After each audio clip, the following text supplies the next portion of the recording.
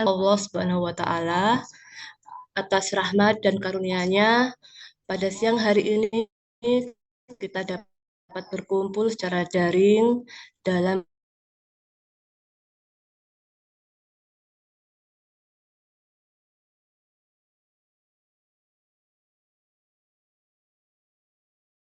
akreditasi dan mutu perguruan tinggi swasta. Serta seluruh peserta sharing session yang kami banggakan. Perkenalkan, saya Devina Melinawati, Sekretaris Lembaga Penjaminan Mutu Staimas Wonogiri, yang pada kesempatan ini akan memandu jalannya acara sebagai moderator. Bapak Ibu sekalian, akreditasi dan penjaminan mutu tidak lagi hanya berbicara tentang pemenuhan dokumen, melainkan bagaimana perguruan tinggi mampu membangun sistem dan budaya mutu yang berkelanjutan.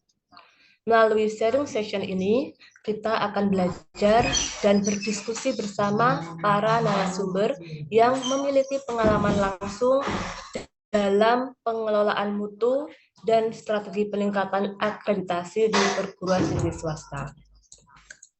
Izinkan saya memperkenalkan para narasumber pada kegiatan siang hari ini.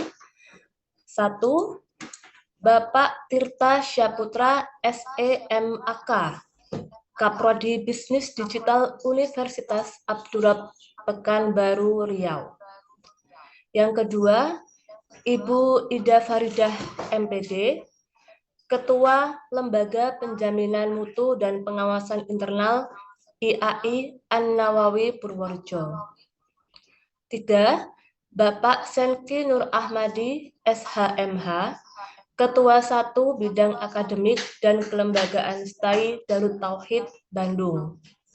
Terima kasih kami sampaikan kepada para narasumber yang telah berkenan meluangkan waktu untuk berbagi ilmu dan pengalaman.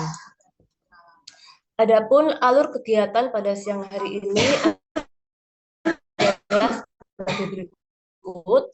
1. Pemaparan materi oleh masing-masing narasumber.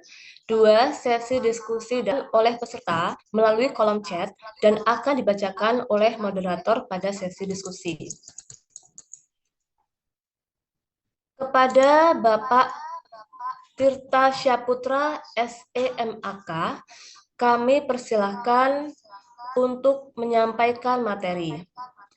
Waktu dan layar kami persilahkan. Baik, terima kasih Ibu Devina ya. Ya. Dengar suara saya, Bu?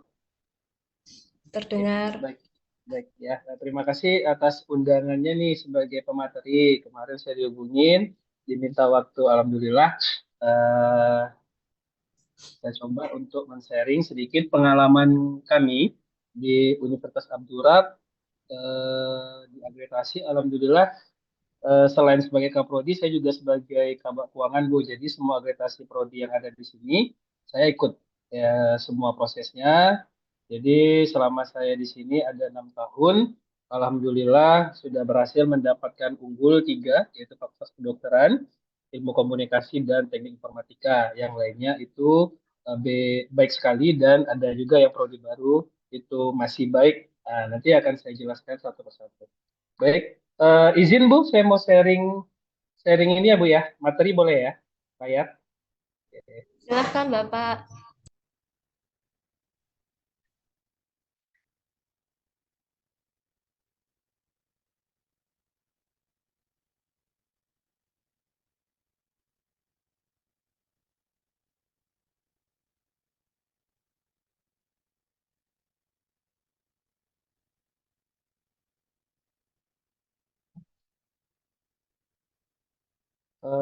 Kelihatan Bu materinya? Sedang proses Bapak. Sedang proses. Baik. Belum muncul ya? Nah, Oh, sudah. sudah? Baik. Saya sedikit akan menjelaskan tentang pentingnya akreditasi ya Bu, karena beberapa prodi yang seperti yang kita ketahui ya, mungkin masih menganggap akreditasi ini adalah kebutuhan, jadi bukan menjadi suatu kewajiban gitu Bu ya. Sebenarnya kalau untuk kita tingkatkan itu sebenarnya wajib akreditasi selain untuk mengembangkan prodi kita ataupun universitas juga mengembangkan mahasiswa yang kita didik selama berkuliah di tempat kita. Jadi sebenarnya kenapa akreditasi itu sangat penting? Yaitu yang pertama karena ada capaian yang harus kita dapat, yaitu capaian mutu ya Ibu. Yaitu akreditasi itu akan memverifikasi bahwa perguruan tinggi atau program studi ini memenuhi standar mutu yang ditetapkan oleh LLDikti ya Bu. Dan memastikan penyelenggaraan pendidikan tinggi itu berkualitas. Jadi ada beberapa prodi itu hanya buka kemudian mendapatkan mahasiswa, tetapi sebenarnya di dalam itu pendidikannya hanya standar biasa, tidak ada peningkatan sehingga tingkat kelulusannya kurang gitu. Kemudian yang kedua itu untuk keunggulan kompetitif. Nah, seperti yang kita ketahui sekarang itu kan perguruan tinggi sangat banyak sekali, universitas juga banyak. Jadi persaingan itu juga di dunia pendidikan sangat eh, banyak gitu Ibu ya, sangat terbuka. Nah, dengan adanya akreditasi itu bisa membuat perguruan tinggi ataupun program studi itu diakui atas keunggulannya. Jadi bisa mendapatkan mahasiswa dan menjadi yang lebih baik di tingkat level perguruan tinggi gitu. Jadi keunggulannya untuk menarik calon mahasiswa dan perolehan pendanaan dari pemerintah seperti beasiswa mahasiswa, ada bidik misi, KIPKA, kemudian untuk dosen, penelitian pengabdian. Nah itu akreditasi sangat berpengaruh sekali. Kemudian selanjutnya kepatuhan aturan. Nah, seperti yang kita ketahui bahwa akreditasi ini merupakan hal yang wajib diikuti oleh semua universitas maupun program studi yang ada di Indonesia. Jadi ini merupakan syarat bagi perguruan tinggi untuk mendapatkan pendanaan pemerintah dan program bantuan pembiayaan masyarakat. Nah, makanya akreditasi itu sangat penting. Jadi kita sebagai pendidik ya, apalagi pengelola program studi itu tidak bisa lagi menganggap akreditasi itu merupakan satu hal yang biasa dan tidak harus kita kejar gitu. Baik, oke. Nah, tantangan untuk penjaminan mutu perguruan tinggi yang pertama adalah memang seperti yang kita lihat ya sumber daya kita ya, kemudian pendanaan yang kita miliki di swasta. Nah, jadi sebenarnya perguruan tinggi itu tidak banyak yang memiliki dana yang cukup ya Bu dalam melaksanakan prosedur penjaminan mutu dan yang komprehensif. Makanya pemerintah nanti akan ada beberapa program yang membantu pendanaan seperti beasiswa mahasiswa, beasiswa dosen, hibah penelitian, hibah pengabdian. Nah, kemudian selanjutnya budaya mutu. Nah, jadi budaya mutu kita ini sangat sangat masih kurang ya Bu ya. Dan akuntabilitasnya juga masih ada beberapa hambatan yang sehingga beberapa program studi itu tidak bisa transparansi sepenuhnya dan dalam proses pembelajaran ataupun proses penjaminan mutunya juga masih lemah dalam akuntabilitas. Kemudian selanjutnya adalah kesenjangan. Nah, jadi perbedaan besar dalam geografi ya daerah gitu kan, misalnya yang di kota, yang di provinsi ataupun di kabupaten itu juga merupakan kesenjangan.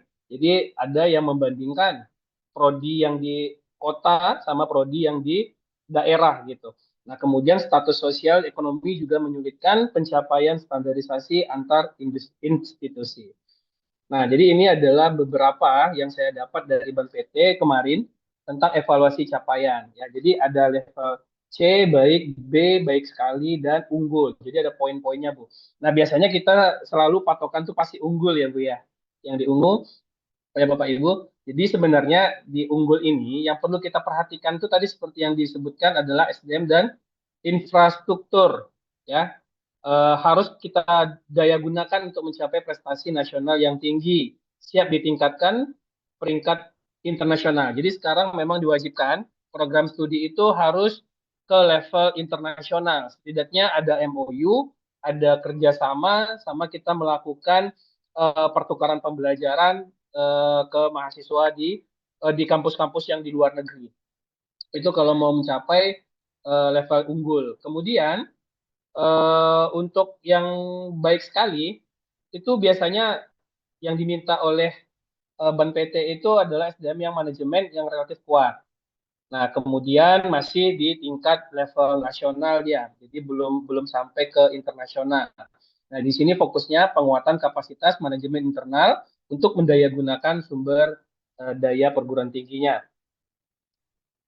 Kemudian selanjutnya untuk analisis kebutuhan dan tren global yang saat ini sangat dibutuhkan di dunia pendidikan. Yang pertama adalah lulusan kita ini mau kerja apa? Jadi kan kebutuhan pasar kerja. Jadi jangan sampai setiap kali kita meluluskan mahasiswa itu mereka masih susah mencari pekerjaan. Makanya kita harus melihat yang identifikasikan kebutuhan pasar kerja di masa depan. Karena ini dalam agregasi nanti pasti ditanya tentang tracer study. Alumninya kerja di mana? Kemudian user kita siapa? Ya kan, yang pengguna alumni kita siapa gitu. Nanti dihubungin. Nah, jadi sangat penting sekali kebutuhan industri digital ini harus dianalisis dan kalau bisa, ini kita harus buat kerjasama MOU, MOA, dan IA, implementation. Jadi kita nanti ada KKN, kemudian ada praktik kerja langsung ke sana. Jadi ini akan menjadi pertanyaan apabila nanti pada saat diakreditasi. Kemudian tren pendidikan tinggi. Nah ini seperti mikrodensial dan pembelajaran jarak jauh. Jadi kemarin terakhir waktu kami diakreditasi, kami ditanya, malah kami disarankan untuk membuka kelas jarak jauh.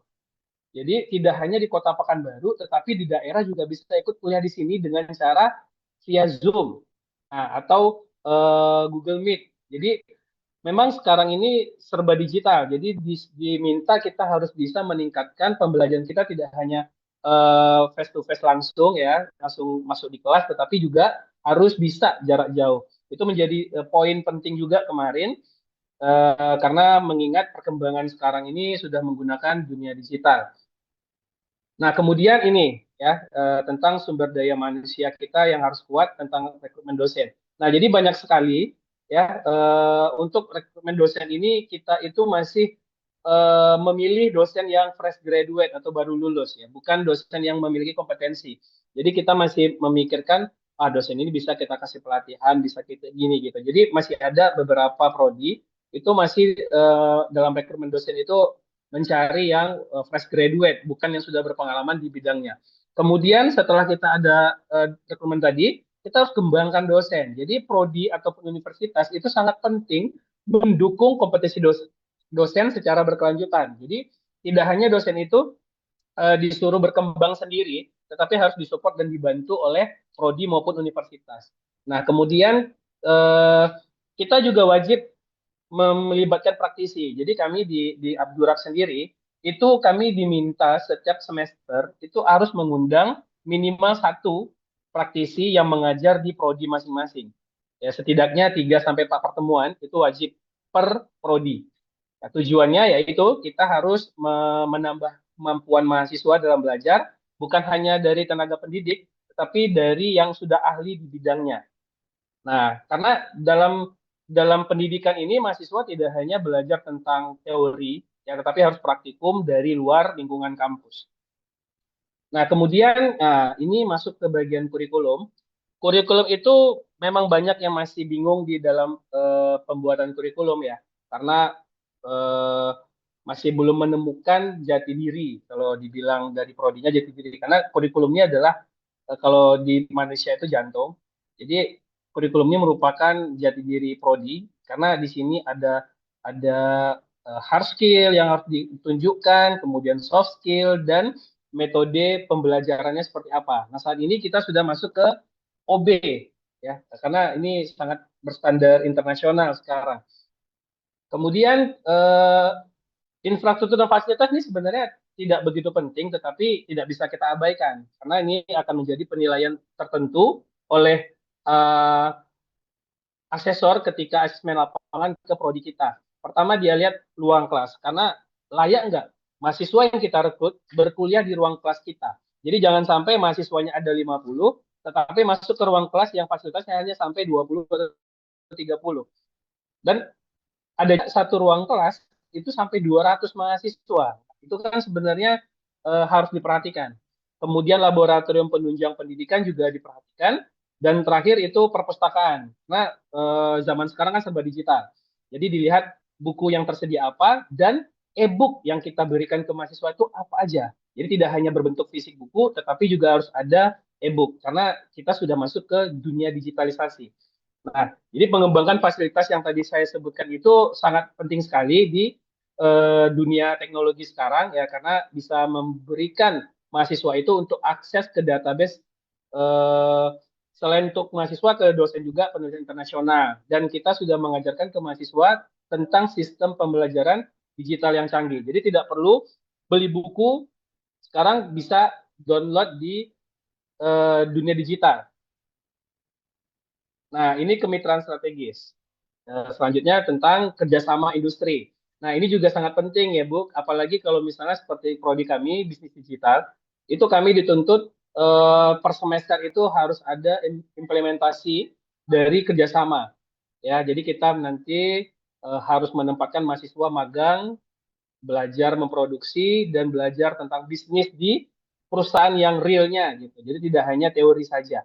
Nah, kemudian juga nanti ada pertukaran pembelajaran. Nah, kalau dulu sistemnya kan kampus Merdeka ya, sekarang belum ada karena baru pergantian menteri. Jadi mudah-mudahan ada karena itu sangat antusias sekali mahasiswa memilih belajar di daerah yang mereka suka. Kemarin ada yang sampai ke Papua, ada yang ke Kalimantan gitu, ada yang ke Surabaya, ada yang ke Jakarta, ada yang ke Bali juga dari pertukaran pelajar.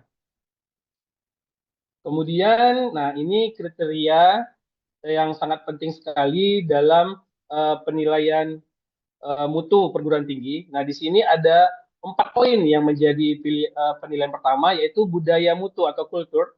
Di sini efektivitas fungsi FPMI di prodi ataupun universitas sangat penting sekali, ya. Jadi mereka ini yang bertugas menumbuhkan budaya mutu secara berkelanjutan. Jadi mereka yang akan memantau prodi-prodi ini dalam monef, dalam laporan yang terus-menerus harus diperiksa per semester. Kemudian yang selanjutnya relevan. Tridharma, ada input, ada proses, dan ada output yang dihasilkan. Seperti misalnya layanan pendidikan, sesuai dengan kebutuhan masyarakat dan industri. Nah, ini nanti dalam kegiatan pengabdian misalnya. Kemudian penelitian sesuai sasaran strategi masyarakat dan industri, kemudian program PKM berdasarkan pengembangan kepakaran dan kapasitas lembaga. Jadi kita memang pengabdian ini nanti harus disesuaikan sama rumput ilmu di prodi tersebut, harus sesuai dan harus melibatkan mahasiswa untuk turun langsung ke masyarakat. Karena ada beberapa PKM itu hanya dilakukan seperti datang, ngasih makanan, ngasih bantuan, dan selesai. Tapi tidak ada penyuluhan, tidak ada kelanjutan setelah kegiatan. Harusnya dipantau, kemudian dilihat proses setelah kegiatan. Nah, selanjutnya tentang akuntabilitas ya. Di sini yang paling penting sekali adalah akuntabilitas program studi dalam menegakkan prinsip GUG dan integritas prodinya. Kemudian terakhir adalah diferensiasi misi. Nah, jadi prodi itu setelah menetapkan visi dan misi, mereka itu harus fokus dan menjalankan misi yang sudah mereka bentuk dari awal secara konsisten. Kalaupun nanti akan berubah, itu dari beda-beda beberapa prodi terkait profil lulusan. Jadi sebenarnya banyak prodi itu membuat profil lulusan ini sangat banyak sekali. Ingin bagus prodinya sehingga dia buatlah profil lulusan itu banyak sehingga mahasiswa itu tertarik untuk masuk. Nah, sebenarnya profil lulusan ini tidak perlu banyak. Jadi harus sesuai dengan bidang dosen yang dimiliki oleh prodi tersebut. Karena tidak mungkin kan ada profil yang ditunjukkan di satu prodi, tetapi dosen yang di situ tidak ada yang mengajar di bidang tersebut. Jadi misalnya kayak ada satu ahli teknopreneur, tetapi dosen yang mengajar tidak ada ahli itu, gitu. Jadi kan nggak mungkin mahasiswa itu bisa jadi teknopreneur sendiri tanpa bimbingan dosen yang sudah ahli di dalam prodi tersebut. Jadi sebenarnya profil lulusan itu tidak perlu banyak, tetapi harus disesuaikan dengan kemampuan dan keahlian dosen yang dimiliki oleh prodinya. Nah, kalaupun nanti kita akan mengundang praktisi, praktisi di sini tujuannya hanya membantu praktik langsung, memberikan pengalaman mereka dalam pekerjaan mereka, keahlian mereka. Gitu. Jadi beda lagi dengan dosen yang dimiliki oleh prodi tersebut. Kemudian selanjutnya kriteria satu yang biasanya ini sering dibahas yaitu visi misi prodi. Jadi ada beberapa asesor waktu kami sering tanya jawab waktu asesmen lapangan, banyak prodi ini membuat visi itu kadang tidak sejalan sama fakultas, bahkan ke universitas. Nah, jadi mereka merasa prodi itu sendiri gitu atau berbeda dengan universitas maupun fakultas. Jadi sebenarnya visi misi prodi ataupun tujuan sasaran itu harus kita sesuaikan dari turunan universitas ke fakultas, kemudian baru turunannya ke prodi.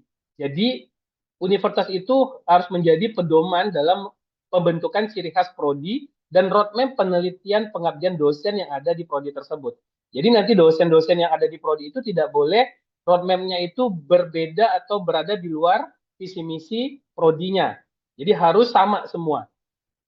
Nah, kemudian mengenai semua kegiatan yang ada di prodi itu harus kita benchmarkingkan karena ada nanti laporan MOU serta implementation arrangement itu harus kita laporkan, ya, harus kita laporkan gitu. Jadi harus sesuai dosennya dengan prodinya. Jadi tidak bisa sembarangan sesuka hati dosen. Misalnya dia pengennya ini tidak sesuai prodi, kemudian dilaksanakan. Itu tidak bisa lagi. Jadi harus sejalan. Nah, kemudian kriteria 2 tentang tata pamong, kemarin itu diminta semua dokumen SPMI, dokumen MONEF yang dilakukan sebelum perkuliahan dimulai awal semester, pertengahan semester, sama setelah UAS. Itu semua diminta. Dokumen MONEF yang dilakukan oleh GJM dan oleh audit mutu internalnya SPMI.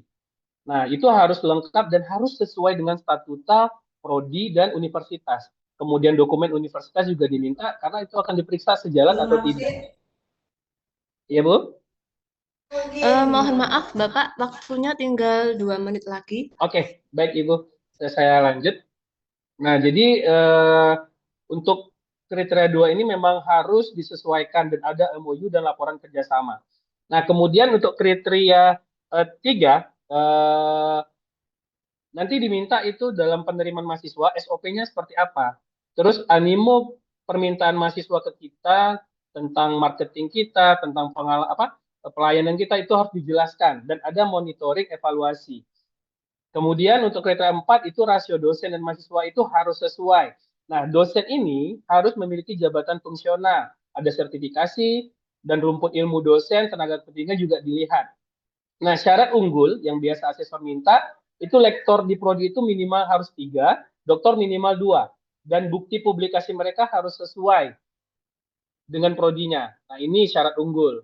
Karena kemarin di prodi saya sendiri itu karena baru bentuk, baru 2 tahun, karena belum ada lulusan, jadi kami kenanya di pertama kepangkatan karena dosennya baru-baru, jadi sama lulusan, jadi kami tidak bisa mencapai maksimal yang ingin kami minta gitu.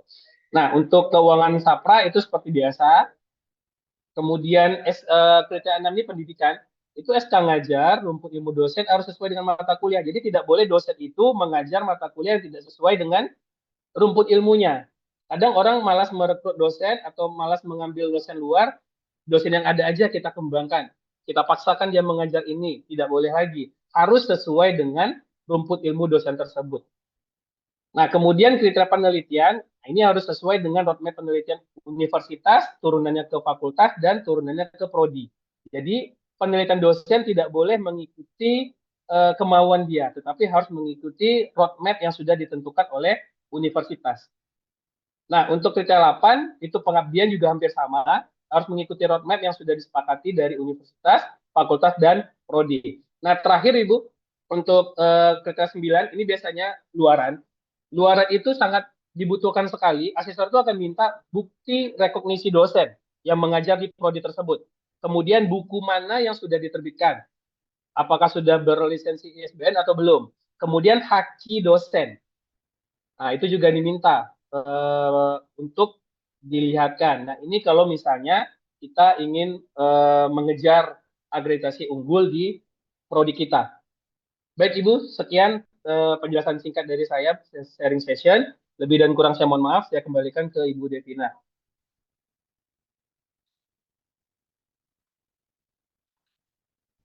Ya, terima kasih atas pemaparan materi oleh Bapak Tirta Syaputra SMAK. Sangat menarik, apalagi KIS, terutama tadi masalah dana yang pertama kali disampaikan. Terus disampaikan juga bahwa minimal penelitian harus 5 juta. Itu sepertinya menjadi masalah di hampir semua perguruan tinggi swasta. Nanti akan kita bahas lebih lanjut di sesi tanya jawab. Begitu ya, Bapak?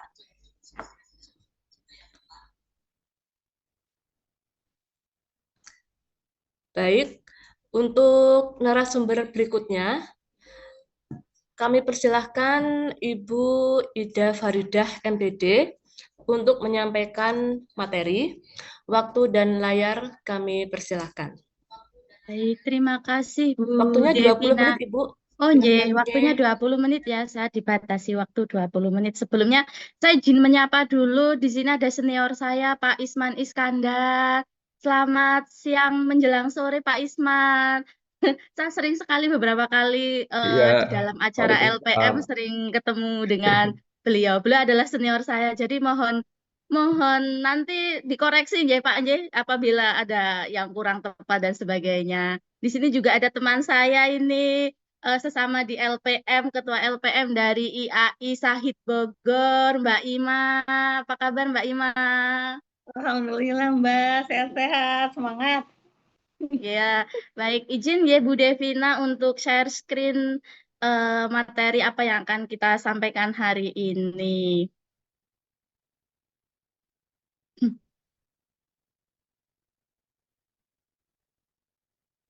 Eits, salah. Sebentar, sebentar. Saya stop dulu, salah. Salah saya. Hmm.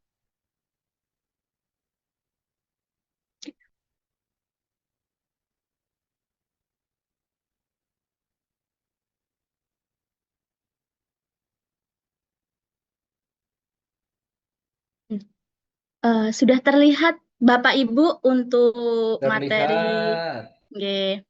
Baik, tadi sudah banyak sekali disampaikan oleh rekan saya Pak Tirta dari Pekanbaru, jauh sekali, sangat sangat berbobot sekali apa yang disampaikan di sini. Saya juga punya pengalaman sama seperti Pak Tirta yang sudah istilahnya mendampingi teman-teman dalam proses akreditasi. Di kami IAI Anai Purworejo di tahun 2025 kami itu melakukan akreditasi 7 prodi dan 1 APT. Jadi dalam waktu borongan sehingga ya kalau bisa dilihat kami habis-habisan pada waktu itu, habis tenaga, habis keuangan itu jelas pasti karena kami berada di bawah LAM dan Lamdik, Lamemba dan Ban PT seperti itu. Jadi di sini yang akan kami sampaikan sharing-sharing informasi terkait dengan semua pasti punya cita-cita bagaimana kita bisa mewujudkan kampus kita itu untuk menuju unggul dan kita di sini harus mengacu ke Permendikti Saintek yang terbaru yang kalau tidak salah keluar di bulan Agustus atau September 2025. Nah, ini adalah Permendikti Saintek nomor 39 tahun 2025. Jadi terkait tadi yang disampaikan terkait Pak Tirta, Pak Tirta terkait dengan akreditasi, proses akreditasi dan sebagainya, bisa kita lihat bahwasanya sistem penjaminan mutu di perguruan tinggi itu kan terdiri dari SPMI dan SPME. Tadi Pak Tirta itu menjelaskan terkait dengan SPME-nya, terkait yang dilakukan melalui akreditasi yang dilakukan oleh Ban PT maupun di dalam LAM seperti itu. Nah, bisa kita lihat bahwasanya untuk siklus SPMI tersebut sistem penjaminan mutu itu kita bisa dibagi menjadi 2, yaitu sistem penjaminan mutu internal atau yang biasa kita laksanakan di perguruan tinggi kita sesuai dengan kebijakan atau otonomi dari perguruan tinggi. Kemudian di situ kita menerapkan siklus PPEPP, kemudian kita memantau mengenai implementasi SPMI seperti itu. Nah, di mana SPMI ini adalah di dalam Permendikti Saintek yang terbaru di 39, baik itu untuk program studi untuk baik itu di prodi di bawah Ban PT ataupun di APT, akreditasi perguruan tinggi, ataupun akreditasi yang di bawah Lamdik, ini ada menjadi syarat perlu unggul suatu perguruan tinggi atau sebagai syarat unggul untuk prodi di bawah Lamdik, seperti itu. Kemudian untuk sistem penjaminan mutu eksternal itu dilakukan oleh dilakukan melalui akreditasi yang dilaksanakan oleh BAN PT ataupun LAM sesuai dengan cabang bidang ilmunya, seperti itu. Di mana di dalam SPME ini menentukan kelayakan apakah program studi itu bisa terakreditasi atau tidak terakreditasi atau bisa terakreditasi unggul, seperti itu untuk mendapatkan perolehan status akreditasi. Nah, di sini bahwasanya kewajiban APT, perguruan tinggi, dan kewajiban akreditasi program studi, di mana program studi wajib memiliki status akreditasi pertama, terakreditasi, atau terakreditasi unggul untuk dapat meluluskan mahasiswa dan menerbitkan ijazah sesuai di dalam Permendikti Saintek. Jadi ketika prodi kita ada yang istilahnya TMSP ataupun belum terakreditasi, maka kita tidak bisa atau tidak boleh untuk meluluskan mahasiswa. Nah, syaratnya harus apa? Harus mengajukan reakreditasi. Nah, begitu juga untuk prodi-prodi baru itu wajib melakukan atau mengajukan akreditasi minimum ke LAM ataupun ke BAN sesuai dengan cabang ilmunya, itu untuk mengajukan akreditasi minimum. Nah, di mana PT dan atau prodi yang tidak terakreditasi dan atau belum mengajukan permohonan akreditasi wajib mengajukan permohonan akreditasi sesuai dengan peraturan menteri paling lambat 1 tahun sejak peraturan menteri diundangkan. Berarti peraturan Permendikti Saintek itu seperti itu. Nah, kita bisa lihat bahwasanya LAM itu dibentuk berdasarkan rumpun ilmu atau cabang ilmu serta dapat berdasarkan wilayah. Jadi sesuai dengan wilayah cabang ilmunya.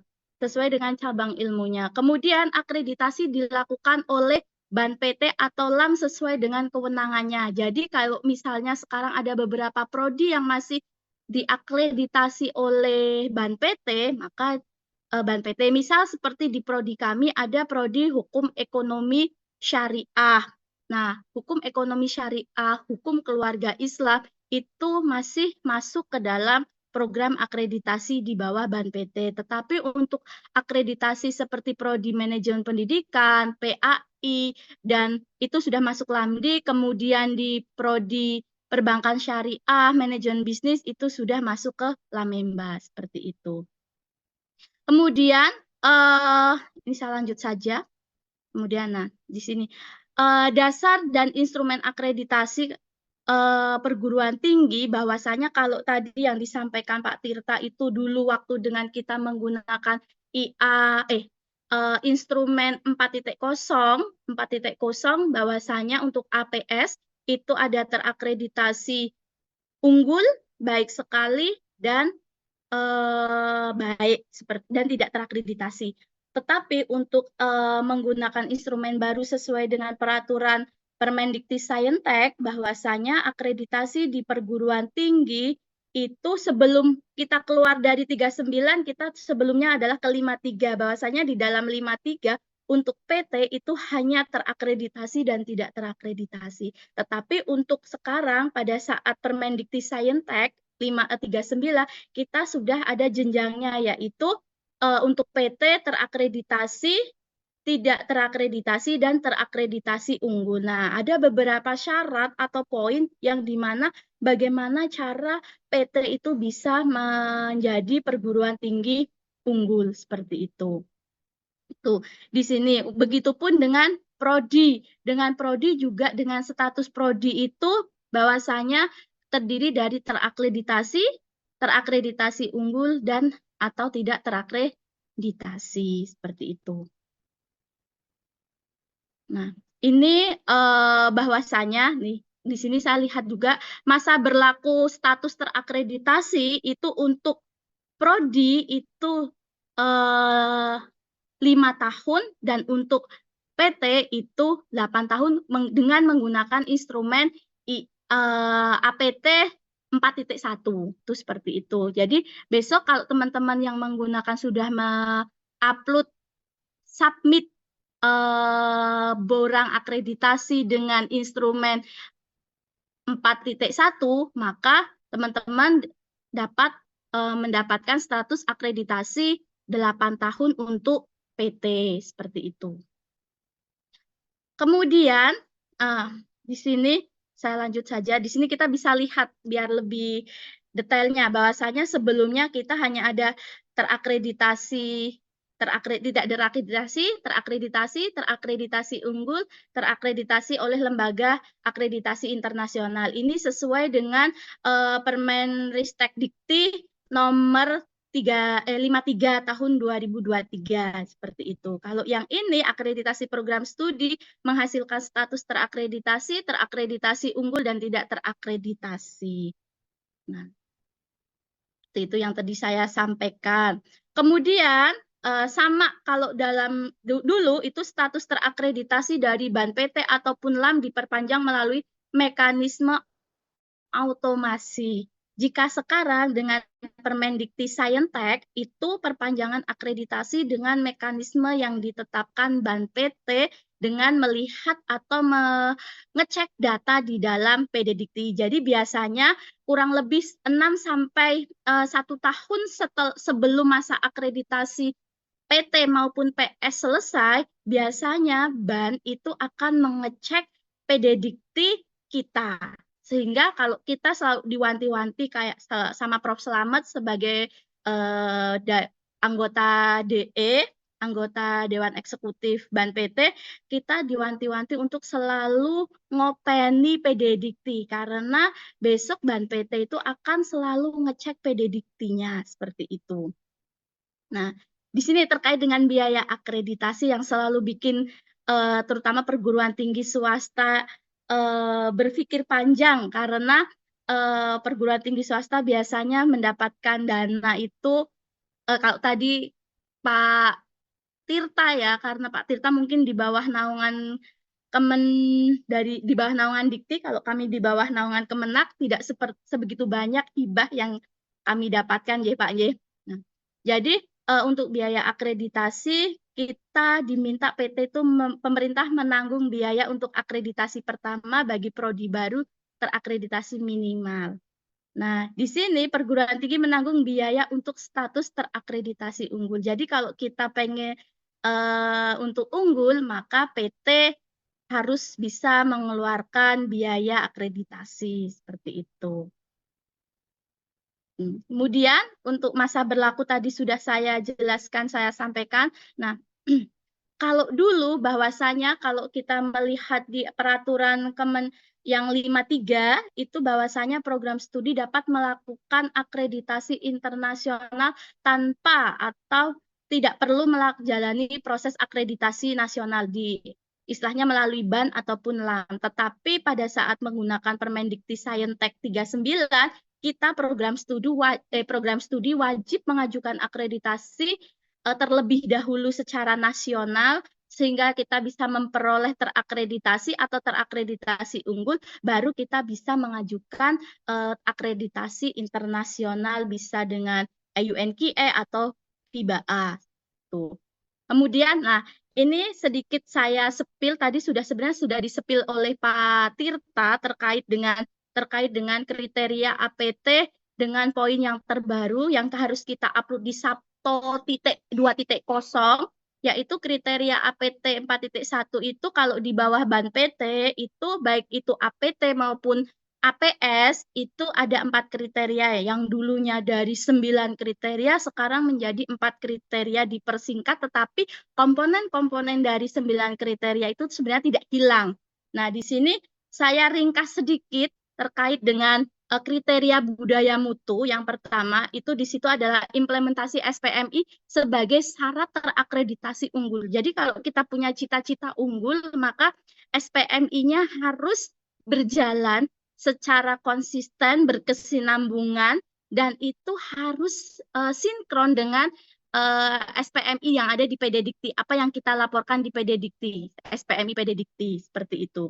Kemudian di sini jumlah PT dengan jumlah prodi kurang dari 40 atau kurang dari 10 presentasi PS yang terakreditasi unggul itu atau A itu minimal 20%. Jadi kalau misalnya Misalnya tadi Pak Tirta ada berapa prodi yang unggul, ada jumlahnya. Kayak kampus saya misalnya ada 9 prodi, maka saya harus 20% dari 9 prodi tersebut harus berperingkat unggul ataupun A, seperti itu. Kemudian untuk PT dengan jumlah prodi antara 10 sampai dengan 40, sorry, tadi yang di bawah ya, di bawah 10, nah ini yang 10 sampai dengan 40 itu berada di persentase 15%, seperti itu. Kemudian kriteria 2 terkait dengan relevansi atau tadi sudah dijelaskan ada relevansi pendidikan, relevansi penelitian, relevansi PKM. Nah, di sini kita sebenarnya memuat ada kalau dulu ada SDM, ada kemudian ada apa namanya? Mahasiswa. Nah, itu nanti kita bisa masuk ada di sini akuntabilitas mahasiswa keuangan ada di sini. Lah SDM ini adalah bagian masuk ke dalam relevansi. Jadi nanti relevansi itu dibagi menjadi 3 relevansi tridharma yang tadi disampaikan oleh Pak Tirta, relevansi pendidikan, relevansi penelitian, relevansi PKM. Nah, di sini relevansi pendidikan itu kita harus seperti tadi Pak Tirta juga menyampaikan bahwasanya kurikulum harus OBE. Jadi di sini kita harus melihat nih bahwa kurikulum kita sudah berbasis OBE atau belum.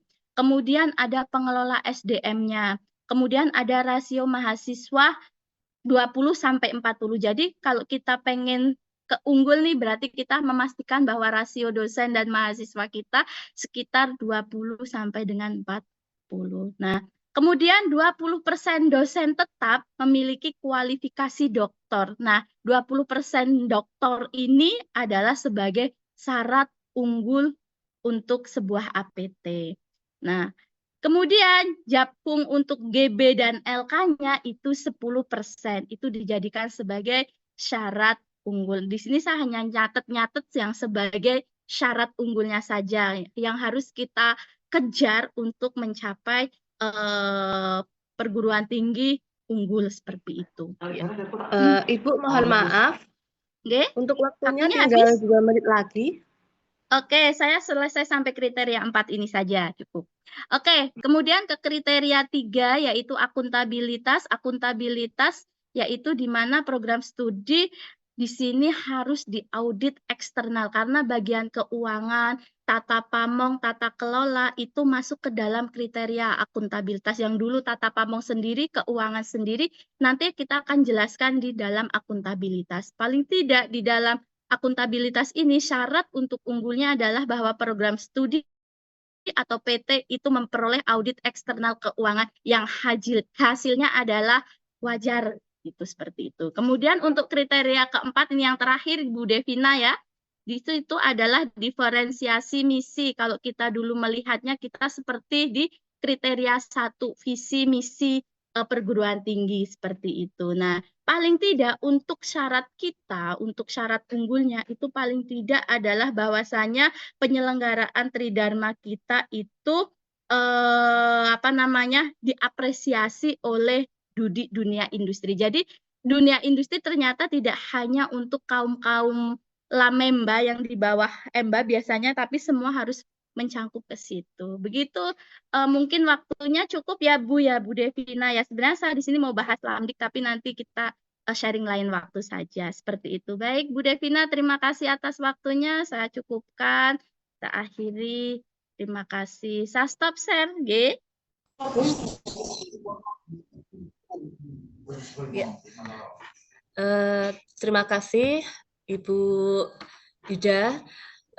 Sebenarnya tadi sangat menarik karena memang Permendikti-Sainteknya yang sekarang itu sangat update ya, 39 tahun 2025 dan kami memang sedang menyusun itu Bu. Karena sangat jauh berbeda dengan ada 4 terbaru di nomor 13 tahun 2025. Terima kasih sekali lagi dari SHH. Terima kasih, silakan.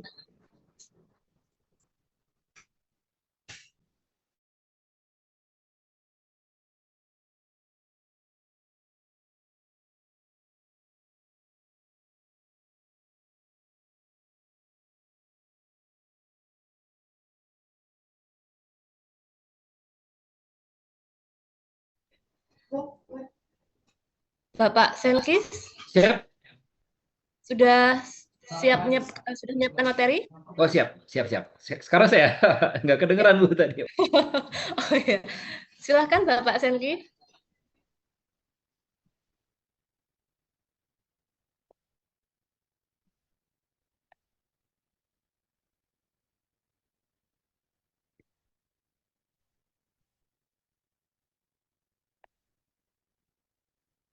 Baik, Bismillahirrahmanirrahim. Bu, suara saya kedengeran ya? Alhamdulillah. Alhamdulillahirabbil alamin. Allahumma shalli ala sayyidina Muhammadin wa ala alihi wa ashabihi ajmain. Alhamdulillah, segala puji hanya milik Allah. Salawat serta salam semoga senantiasa tercurah limpah pada Nabi kita, tauladan hidup dan kehidupan kita, uswah dan qudwah kita Nabi Muhammad sallallahu alaihi wasallam. Alhamdulillah yang kita sama-sama hormati Bu Atik Nurfat Mawati, guru kami. Saya sangat menghormati beliau dan Bu Devina juga nih, guru kita semua, guru saya, gitu ya. Saya awalnya mengira mengiyahkan itu kemarin, dikira acara sharing session ini sharing seperti berkumpulnya temu kangen peserta pelatihan AMI, Bu, yang akan dimintai testimoni ya untuk pelatihan di masa lalu dan seperti apa sekarang progres dari masing-masing kampus. Ya, ternyata orang-orang yang luar biasa ini tadi yang sudah memberikan materi yang Masya Allah, sebenarnya saya sangat perlu sekali tuh materi dari Bu Ida ya terkait dengan Lamdik. Qadarullah kita sedang nunggu nih untuk izin prodi PAI dan MPI. Padahal dilanjut aja Bu Ida ya, jangan dibatas waktu. Lagi anteng saya tadi menyimak. eh dan kemarin saya juga diminta untuk bikin PowerPoint ya. Insya Allah, alhamdulillah saya udah coba buat ini PowerPoint terkait dengan sharing session apa yang pernah kami laksanakan di Darut Tauhid pada saat mengelola kampus kami, terkait dengan strategi, pengalaman dan praktik ya pada saat akreditasi, lalu kemudian peningkatan mutu di STI Darut Tauhid. Nah, STI Darut Tauhid sendiri baru ya Bapak Ibu, mohon izin. Jadi kita baru berdiri 2020 ya. 2020 kita baru lahir dan qadarullah wa masyafal, alhamdulillah langsung bertemu dengan STI Mas Wonogiri yang pada saat itu mengadakan pelatihan AMI ya. Kita ikut begitu ya. Setelah kita ikut ya Masya Allah, alhamdulillah Allah bimbing ketemu dengan STI Mas Wonogiri, kita eh, baru tahu gitu ya kalau ternyata akreditasi itu tidak tidak apa ya, begitu terasa berat begitu ya, membingungkan, dan belum tahu kalau akreditasi itu menegangkan begitu. Nah, kemudian inilah dia kampus kami yang pada saat tahun lalu ya bulan Juli kita sudah adakan sudah menjalani proses asesmen lapangan di prodi KPI di bulan Juli begitu, dan prodi HES di bulan Agustus. Nah, jadi pada saat menjalani ini mempersiapkan semuanya itu alhamdulillah ya kita dibimbing langsung ya oleh guru-guru kita tercinta ya, oleh Bu Atik, Bu Devina begitu, terkait dengan pelaksanaan itu. Pada saat menjalaninya ya langsung ini ya langsung kaget karena banyak sekali yang ternyata belum ada di kami. Contohnya dari LPM aja pada saat itu belum dibentuk begitu ya. Dan kita pada saat itu dibimbing begitu ya, eh, sebagaikan sang surya begitu, hanya memberi tak harap kembali. Kita sampai jadi dari nol gitu ya. Bayangkan 2020 kita baru pembukaan mahasiswa 40 gitu ya. Dengan segala ketidaktahuan kami, kita daftarkan dosen 32 NIDN semuanya ya, mahasiswa 40 begitu. Jadi boro-boro mikirkan rasio dan lain-lain. Jadi pada saat itu seperti ini apa namanya, menjalani saja begitu ya, mengalir saja. Nah, alhamdulillah ada STI Mas Wonogiri pada saat itu tahun 2021 ya. Kita ikut pelatihan yang di situ kami sadar bahwa ternyata akreditasi itu bukan sekedar urusan borang. Borang sebenarnya ya, bukan borang yang didefinisikan. Nah, kemudian juga di bulan Oktober kita akhirnya ada ini apa namanya akreditasi APT ya, akreditasi program akreditasi institusi begitu. Alhamdulillah kita sudah jalani. Nah, setelah menjalani semua akreditasi ini kita nampaknya mulai mengumpulkan begitu terkait dengan informasi-informasi apa saja nih yang perlu disiapkan pada saat mau akreditasi begitu. Yang pertama tentu kita harus membangun sistem ya. Salah satunya ya harus ada tim begitu. Harus ada tim. Bayangkan pada saat kita mulai mempersiapkan itu kita ditanya sama Bu Devina, ini siapa nih timnya begitu ya? Nggak ada tim begitu ya. Kita dibentuk tim begitu. Bahkan SKLPM juga kita buat di situ pada saat itu. Jadi cara pandang akreditasi yang sangat keliru begitu. Jadi pada saat itu kita anggap dikirain akreditasi itu hanya agenda 5 tahunan aja begitu, seperti hajatan gitu. Fokus mengejar nilai ya, bukan membangun sistem. Jadi yang kita panggil pada saat itu lembaga-lembaga sertifikasi yang sepertinya tidak expert di bidang membimbing untuk bisa memenuhi 9 kriteria ya yang ada di LKPS begitu, seperti asesor untuk rumah sekolah ramah anak begitu ya. Tapi ada kita alhamdulillah dari situ juga kita mengumpulkan beberapa poin-poin, kita buka LKPS apa-apa saja yang poinnya besar, kita fokus ngumpulin gitu. Ngumpulin nilai yang kira-kira bisa disiasati yang sudah ada begitu.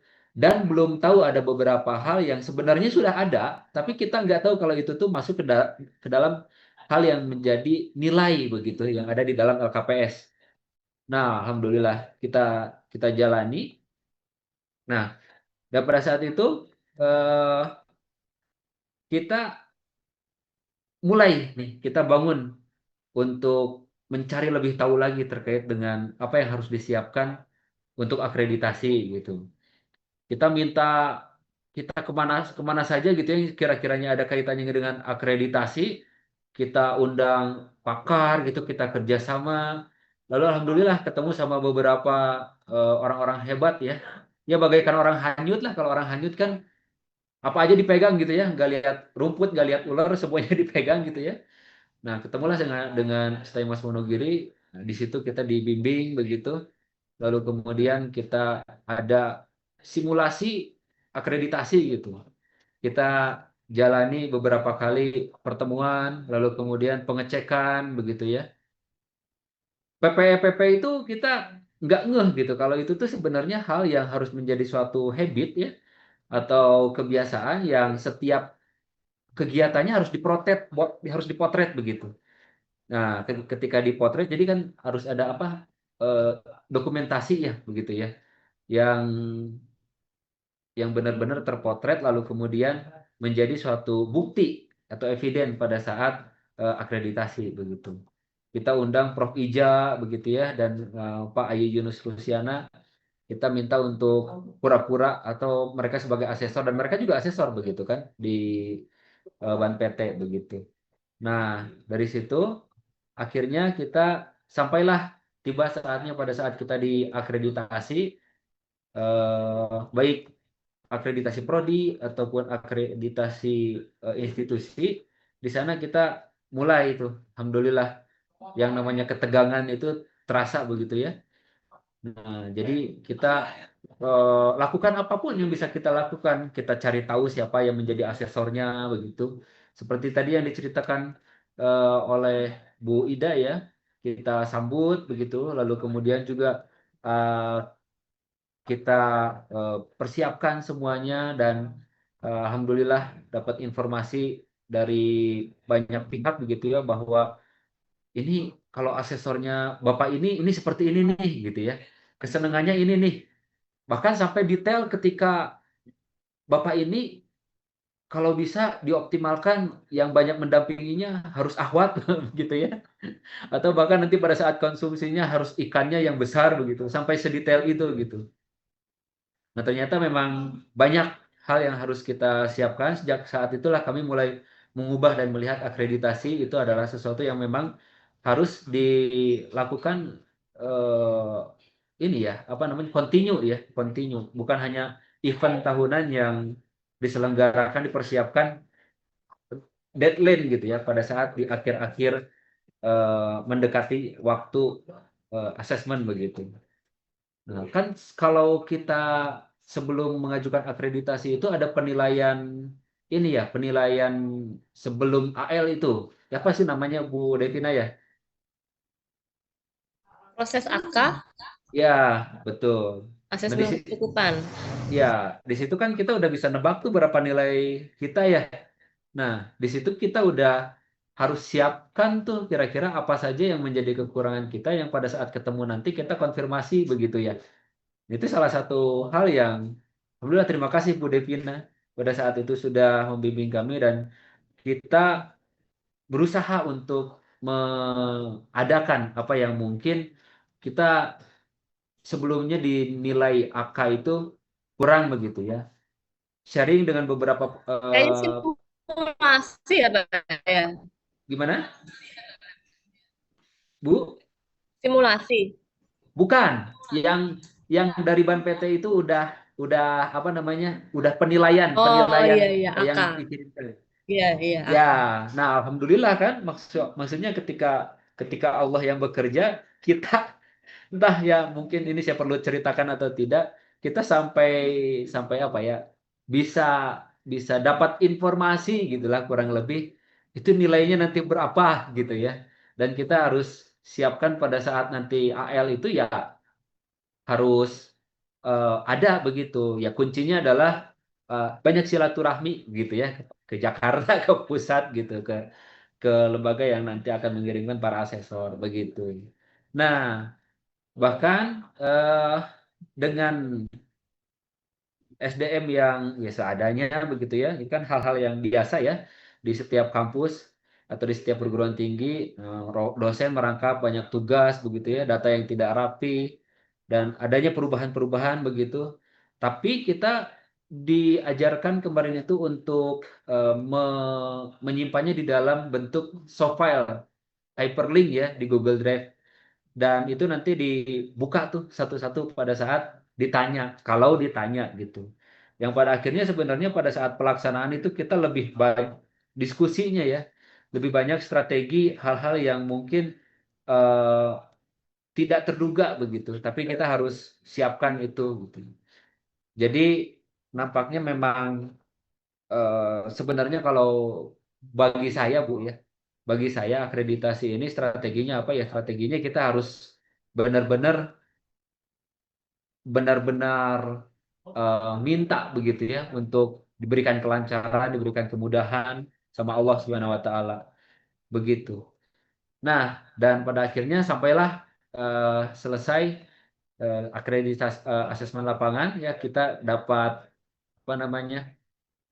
SK ya untuk nilai dari akreditasi ini dan alhamdulillah semuanya baik gitu ya.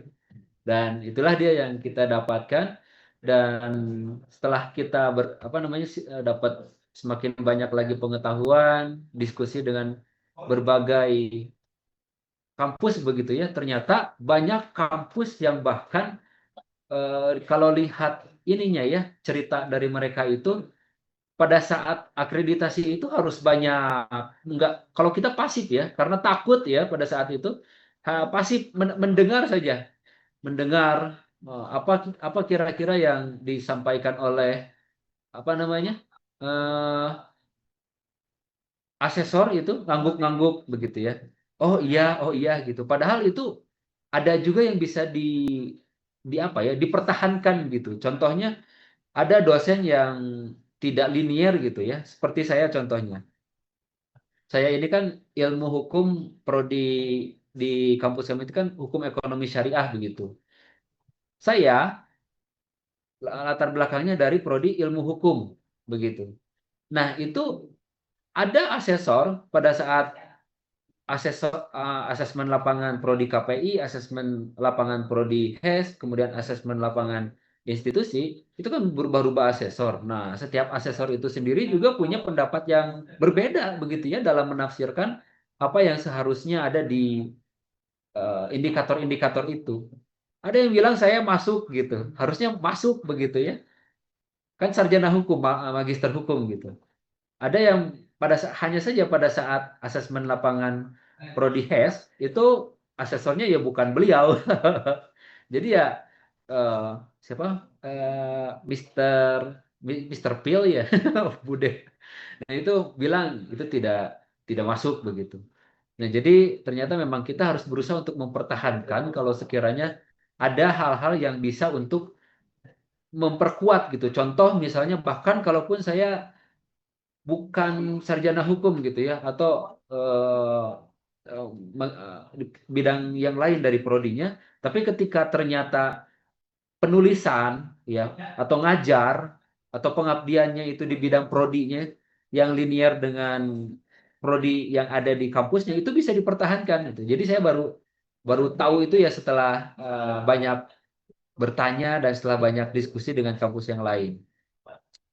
Nah, dan akhirnya pada saat asesmen lapangan kemarin itu kita dapat nilai di prodi KPI Darut Tauhid itu 225, yang prodi HES itu 260 dan untuk perguruan tingginya sendiri 227 begitu ya. Nah, selanjutnya bentar. Bapak boleh bertanya di slide yang status terakreditasi tadi? Boleh. Gimana?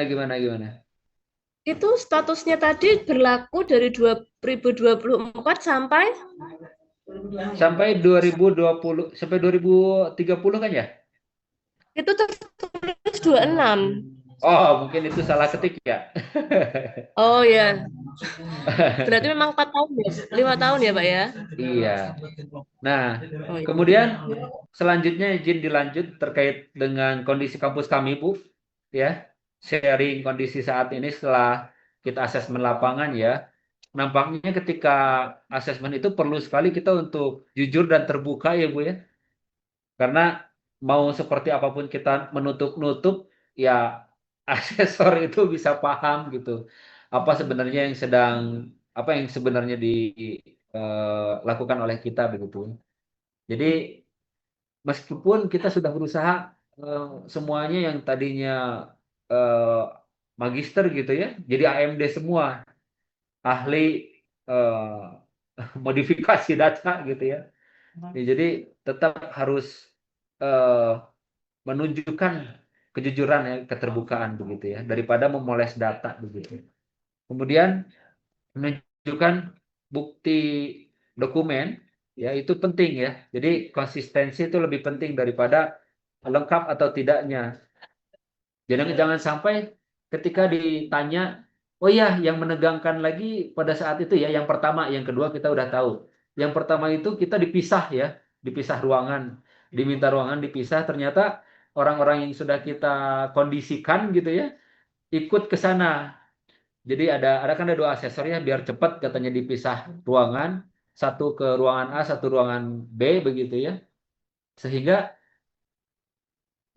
harus sama tuh ngejawabnya. Kalau misalnya contohnya tuh jumlah mahasiswa berapa gitu ya. Kok di ruangan sana tadi disampaikan kepada asesor jumlah mahasiswa sekian, kenapa di ruangan yang ini menyampaikan jumlah mahasiswa sekian? Nggak boleh kayak gitu. Jadi harus konsisten ya terkait dengan data yang disampaikan. Oh, nggak pernah ada prestasi akademik. Nah, kenapa di ruangan yang lain ada begitu ya? Nah, itu nggak boleh. Kemudian yang selanjutnya ya untuk pembelajaran setelah asesmen lapangan ini kita penting sekali untuk menghidupkan budaya ini ya apa namanya SPMI ya. Jadi setiap beberapa berkala gitu ya kita adakan pemeriksaan, kita adakan yang namanya audit mutu internal. Nah, kemudian dampaknya setelah akreditasi itu alhamdulillah di kampus itu kita jadi lebih terarah ya karena peta pekerjaan tadi ya, peta proses yang harus kita sampaikan. Jadi kita mulai akrab nih dari cara kerja menjadi lebih tertib ya. Kemudian kita evaluasi itu memang diperlukan. Itu menjadi sebuah kebiasaan, bukan bukan penyerangan ya, bukan hal yang mau merendahkan atau mau mencari kesalahan, tapi kita perbaiki nih apa yang harus dilakukan agar nanti pada saat akreditasi lebih bagus. Jadi kepercayaan internal dan eksternal juga akan lebih meningkat. Betul seperti tadi yang disampaikan oleh Pak Tirta ya. Adanya akreditasi ini tentu agar kita mendapatkan kepercayaan dari masyarakat gitu. Dan kita di sini sadar bahwa alhamdulillah akreditasi itu bukan akhir, tapi akreditasi itu adalah ya di mana kita harus mempertahankan ya, mempertahankan ya. Apa yang sudah kita capai nilainya demikian, jangan sampai nanti pada saat diakreditasi bukannya berharap mengajukan nilai yang lebih baik malah malah lebih buruk begitu ya. Naudzubillah min dzalik, malah TMSP yaitu mengerikan ya, malah tidak memenuhi syarat untuk diakreditasi. Dan ini adalah pesan yang menjadi penutup kalau dari saya terkait dengan kegiatan akreditasi ini. Tentu kita harus meluruskan niat ya. Kalau kita diajarkan oleh guru kita, guru kami di sini, eh, ya ini adalah bagian dari jihad pendidikan ya. Ketika kita berhasil untuk mendapatkan nilai akreditasi, berapapun nilainya, pada intinya kita mendapatkan izin untuk beroperasional, lalu kemudian banyak mahasiswa yang bisa kuliah di sini, lalu kemudian ilmunya, pengetahuannya menjadi suatu kebermanfaat untuk masyarakat. Nah, insya Allah orang-orang yang terlibat dalam proses akreditasi ini akan mendapatkan amal jariah begitu ya. Nah, jadi harus meluruskan niat bahwa dan menyadari bahwa ini adalah bagian dari jihad pendidikan. Ya stres juga jangan gitu ya, karena kan pada realisasinya banyak yang stres gitu ya. Tapi stresnya itu nggak jelas gitu, stresnya hanya karena takut penilaian makhluk saja begitu. Jadi mungkin akan banyak sekali yang tidak sempurna ya, mulai dari hal yang kecil gitu ya. Eh, tapi ketika kita bangun peta jalan, bukan kerja dadakan gitu ya, insya Allah bisa kita jalani gitu. Emang akreditasi itu capek, capek betul ya. Tapi kalau dikerjakan sendirian itu capek. Nah, untungnya ada Bu Devina, ada Bu Atik ya. Akan terasa ringan ya kalau dijadikan budaya. Maksudnya dicicil, jangan ditumpuk blok di akhir begitu. Begitu Bu Devina, 20 menit kan waktu ngobrolnya, bicaranya. Nah, mungkin Ya, terakhir dari saya Bu, tadi dari Pak Tirta juga kan ada dari Aristoteles itu terkait dengan eh, bukan apa namanya, eh, ya konsisten itu penting. Nah, ini dari hadis riwayat Muslim ya, di mana ahabul a'mali ilallah adwamuha wa inqala. Jadi Allah itu menyukai sesuatu yang kontinu ya, atau konsisten. Terus menerus walaupun sedikit, artinya perbuatan yang paling dicintai Allah itu yang terus menerus gitu ya. Jadi tadi AMI itu bukan hanya wah sibuknya lemburnya pada saat menjelang asesmen atau pada saat pengajuan uh, akreditasi aja ya, tapi ya harus sedikit demi sedikit begitu ya, terus dikerjakan tapi continue sehingga di kami satu pekan sekali itu pasti ada bicara terkait dengan akreditasi. Dan alhamdulillah kampus kami lapor Bu Devina itu sekarang sudah turun tuh untuk yang PAI, tinggal yang MPI. Ya, sekarang makanya tadi ketika akan mendengarkan pemaparan dari Bu Ida terkait dengan Lamdik, wah sayang sekali nggak dilanjutkannya, mungkin di sharing session berikutnya ya. Mungkin itu saja yang dapat saya sampaikan. Jazakumullah khairan kasiran nih guru kita semua, Bu Atik. Alhamdulillah hatur nuhun atas ilmunya, bimbingannya selama ini ya. Bu Devina juga jazakumullah khairan sudah membantu kami begitu ya. Memang bagusnya kita sekarang ini ya kolaborasi ya, kalau yang sering disampaikan itu sinergi ya, bukan kompetisi begitu ya. Meskipun pada akhirnya ya mudah-mudahan semuanya selalu terpenuhi jumlah mahasiswa. Jazakumullah khairan, terima kasih. Assalamualaikum warahmatullahi wabarakatuh. Waalaikumsalam warahmatullahi wabarakatuh. Terima kasih Pak Semki atas pemaparan yang disampaikan. Benar bahwa akreditasi itu memang bagian dari jihad, insya Allah. Dan hadisnya tadi juga sangat mengena, continue meskipun sedikit. Gitu. Terima kasih, itu akan menjadi apa ya, prinsip kami, prinsip kita semua agar tetap semangat menghadapi akreditasi. Baik, kita memasuki sesi diskusi dan tanya jawab. Pertanyaan mungkin ada beberapa yang sudah punya pertanyaan tapi belum menulis di kolom chat. Nah, kepada para peserta Zoom, kami persilahkan untuk menanyakan kepada para narasumber.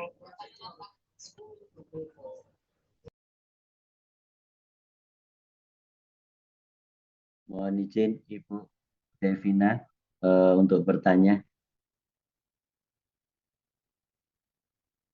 Suaranya sampai. Mohon izin Ibu Devina untuk bertanya. Bisa terima suara saya? Oke, silahkan Bapak. Oke. Terima kasih kami ucapkan jazakallah khairan katsira kepada para narasumber yang luar biasa pada hari ini. Ada Pak Tirta, ada Ibu Ida, ada Pak Senki juga. Alhamdulillah bisa bertemu via Zoom ya.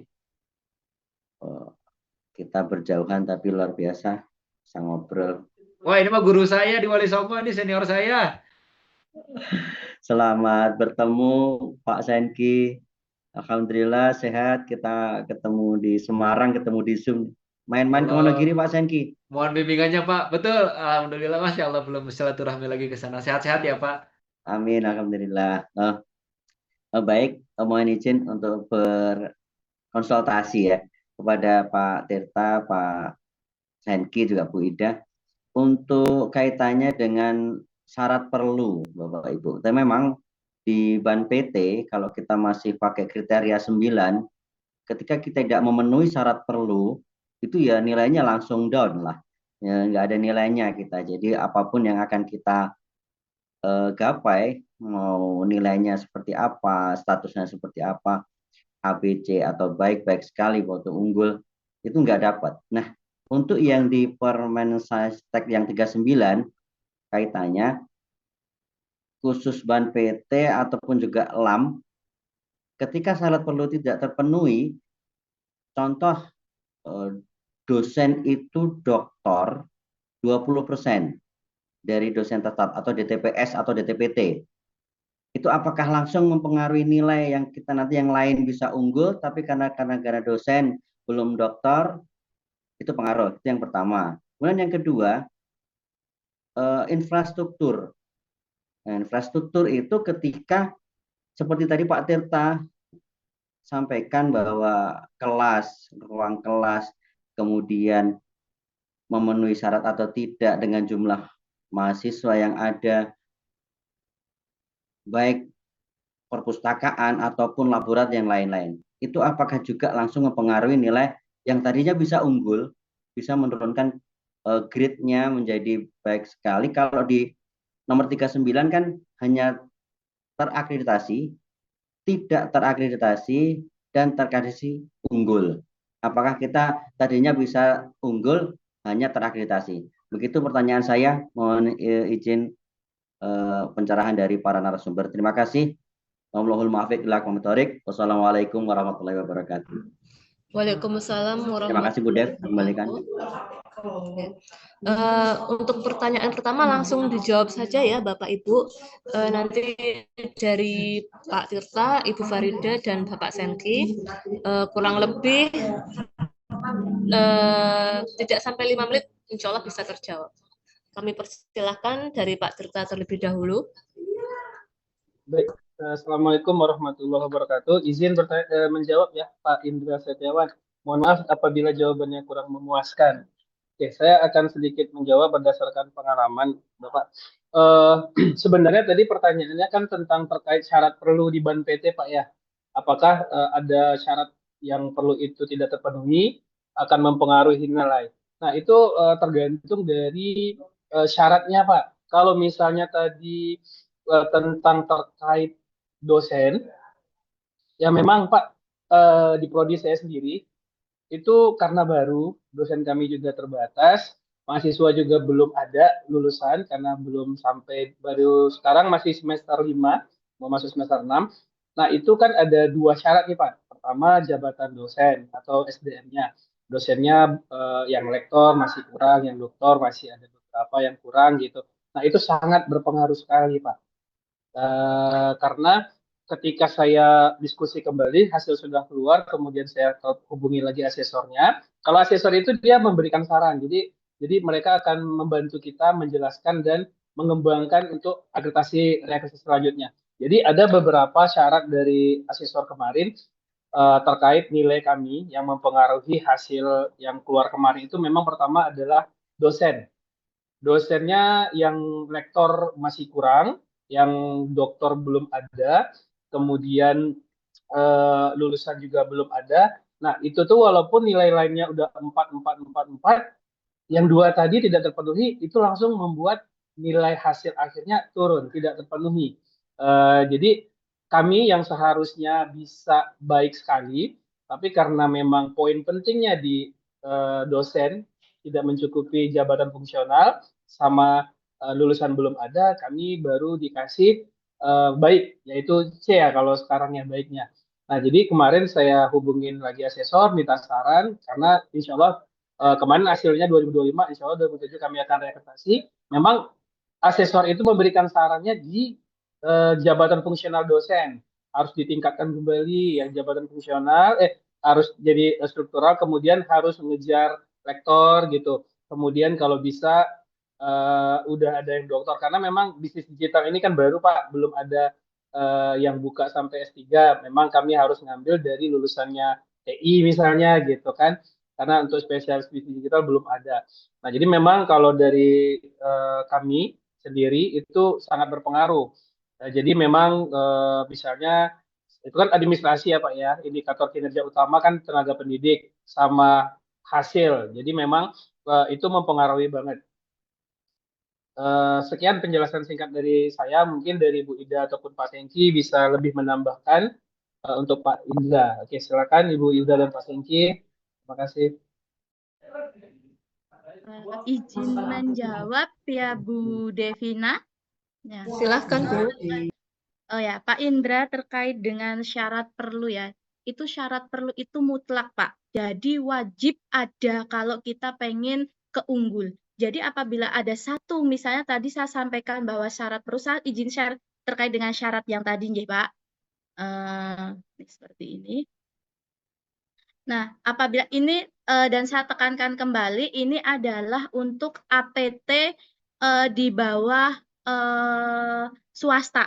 Karena untuk kriteria swasta, PTNBH, negeri PTNBH, kemudian vokasi, itu kriteria beda-beda di bawah BAN PT. Nah, karena saya kemarin lihat flyernya itu lebih ke perguruan tinggi swasta, maka saya ambil di metrik perguruan tinggi swasta. Jadi kalau kita tidak memenuhi syarat, salah satu syarat unggulnya tidak terpenuhi, maka tidak bisa ke unggul begitu Pak Indra. Jadi meskipun tadi misalnya dosennya GB sudah punya banyak nih, 10 dari 47 dosen tetapnya GB, tetapi SPMI-nya, implementasi SPMI itu tidak dilaporkan secara konsisten, secara berkesinambungan di dalam webnya di SPMI PD Dikti, maka itu tidak bisa terakreditasi. Seperti itu. Jadi salah satu syarat tidak memenuhi, maka akreditasi akan tidak bisa menjadi unggul. Jadi hanya sekedar status terakreditasi. Seperti itu Ibu, Pak Indra. Mungkin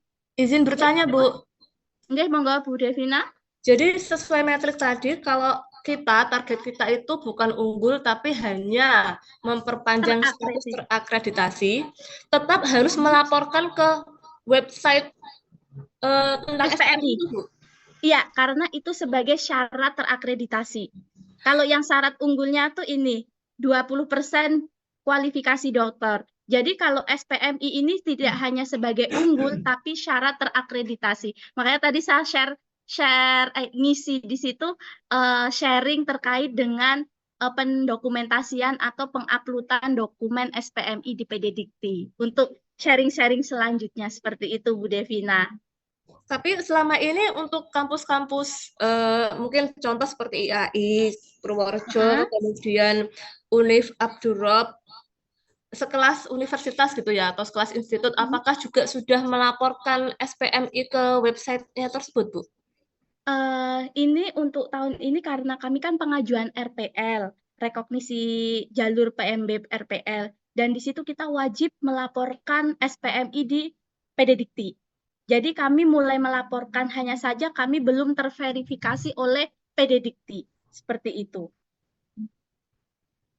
Ya, jadi kami memang di sana itu nanti ada banyak sekali dokumen-dokumen yang harus diupload, laporan AMI, RTM, dokumen kebijakan SPM, itu banyak sekali yang harus diupload di situ. Berarti Iya, Bu. ini Jadi, oh ya. nggih. Berarti semua PT sekarang harus sudah mulai melaporkan SPMI-nya ke PDDikti, baik itu swasta ya, Bu, walaupun perpanjangan saja. Soalnya ketika saya lihat di metrik itu untuk syarat terakreditasi maupun terakreditasi unggul itu harus di situ tuh akses, istilahnya Ban PT itu bisa mengakses itu melihat web LPPM. Web LPM itu ada bagian, misalnya ketika kita bicara tentang penelitian pengabdian itu harus sumbernya dari web LPPM seperti itu. Iya, Bu. Makanya sepertinya kita perlu belajar banyak ini terkait dengan penguploadan pendokumentasian SPMI di PDDikti.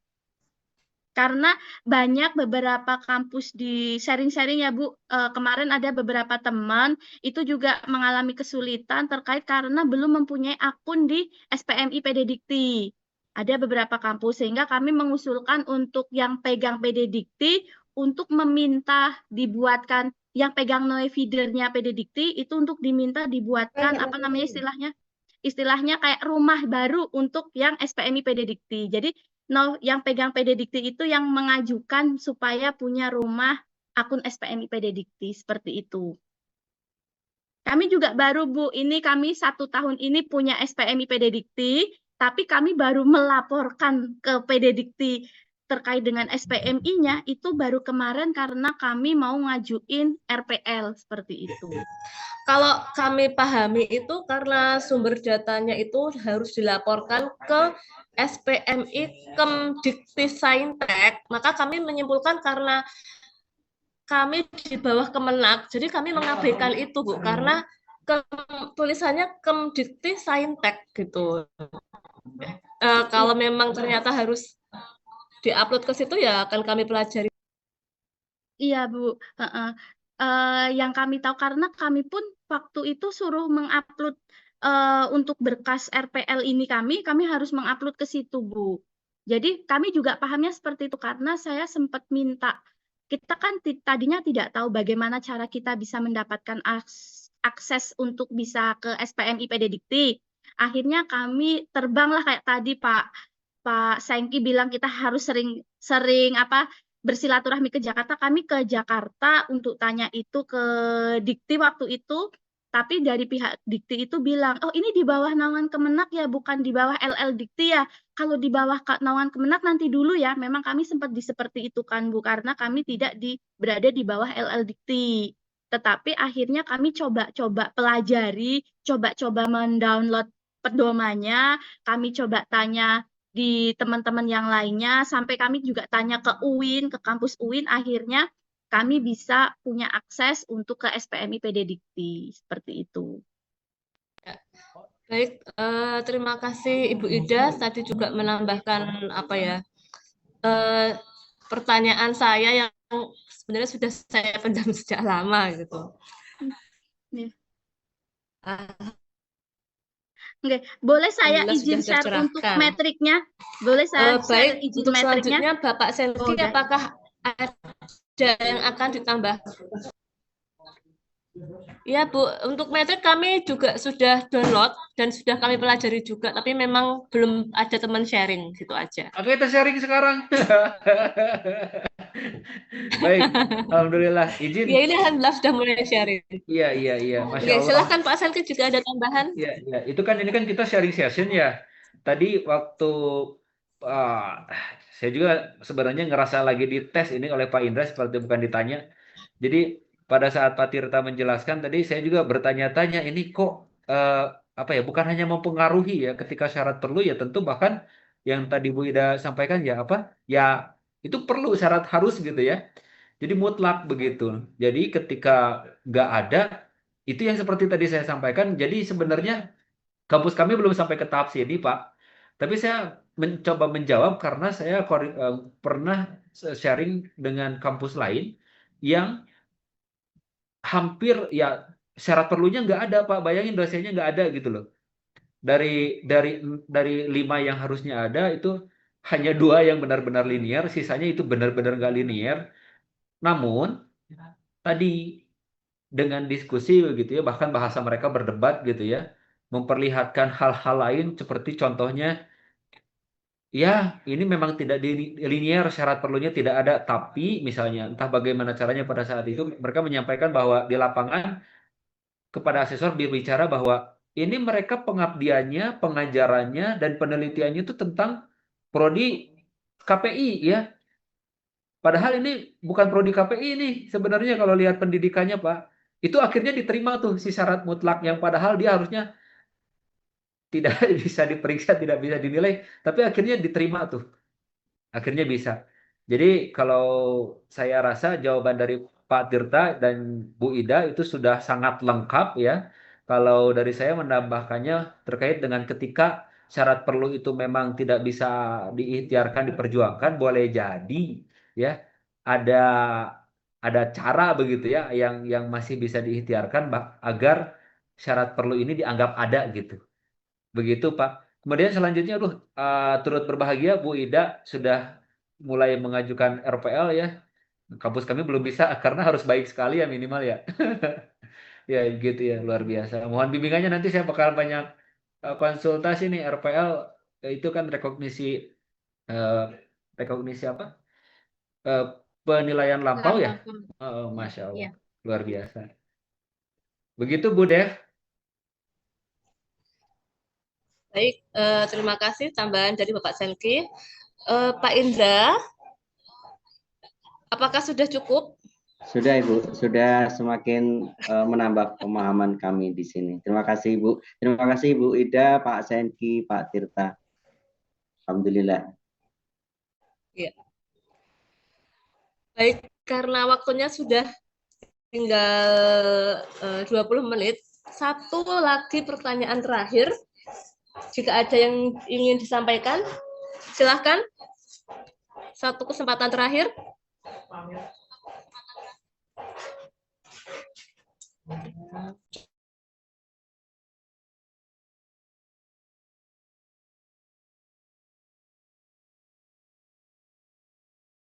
Oh, itu ada pertanyaan dari Bu Ria.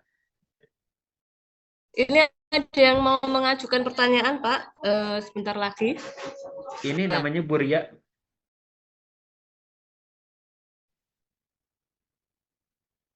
Itu Bu Ria Resen itu. Bu Ria Resen.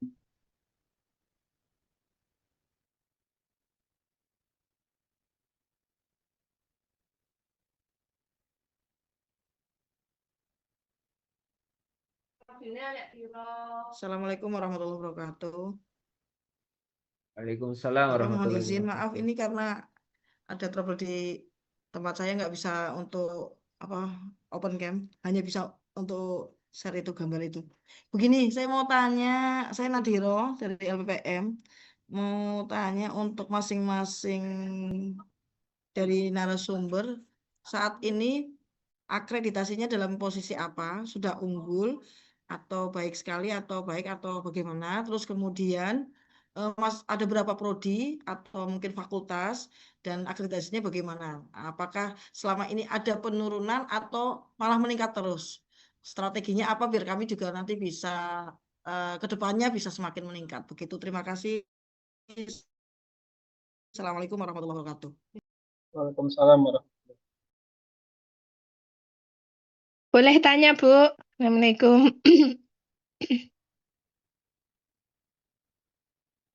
J, silahkan. Bu, tadi saya dengar itu tadi Yang awal itu loh, saya masuknya pas akhir-akhir.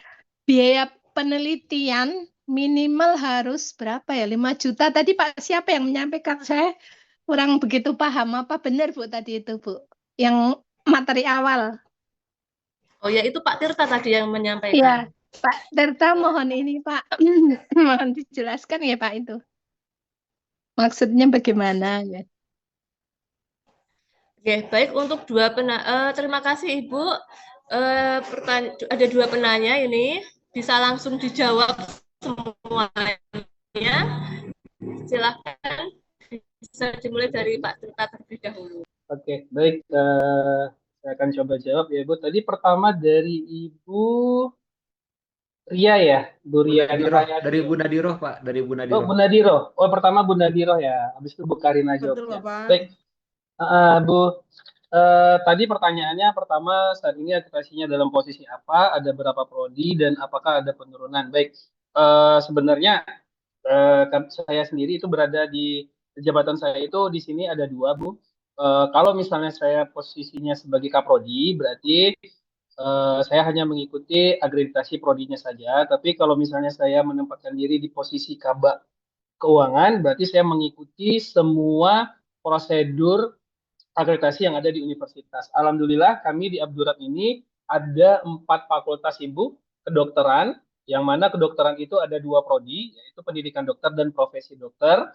Kemudian psikosospol itu ada 4, ilmu psikologi, ilmu pemerintahan, kemudian ada hubungan internasional dan bisnis digital, kemudian estetika itu ada 6, teknik laboran TLM itu ada 2 prodi, D3 dan D4, kebidanan itu ada 1 dan profesi, kemudian ada farmasi, kemudian ada keperawatan juga. Nah, kemudian di teknik itu ada 3 prodi, ilmu komunikasi, teknik sipil, dan teknik informatika. Alhamdulillah dari 14 prodi kami itu sudah mencapai unggul, Bu. Dari tahun 2024 itu kedokteran, 2 fakultas kedokteran, kemudian prodi pendidikan dokter dan profesi dokter, alhamdulillah 3-3-nya unggul. Kemudian di 2025 kami mendapatkan unggul lagi 2 prodi, yaitu ilmu komunikasi dan teknik informatika. Psikologi itu baru selesai di Desember kemarin akreditasi, tapi hasilnya belum selesai, masih menunggu dari Ban PT. Kemudian ilmu pemerintahan baru aja Januari ini selesai, Bu. Masih sama, statusnya masih nunggu hasil dari Ban PT. Nah, selama kami melaksanakan prodi akreditasi dari 2021, itu alhamdulillah prodi kami mengalami peningkatan, Bu, dari baik sekali menjadi unggul. Nah, kalau untuk penurunan itu belum ada, karena memang tadi seperti yang disampaikan oleh pemateri yang lain, itu selagi kita itu terus meningkatkan administrasi kita, kinerja kita, syarat-syarat yang diminta, itu akreditasi kita tidak akan turun, bahkan akan meningkat. Nah, jadi kita tuh harus fokus di awal. Ketika kita mau akreditasi, kalau bisa jangan fokus ke memperpanjang gitu, Bu. Kalau kami memang dari Ibu Rektor kami sendiri menegaskan setiap prodi yang akan akreditasi itu target kita unggul.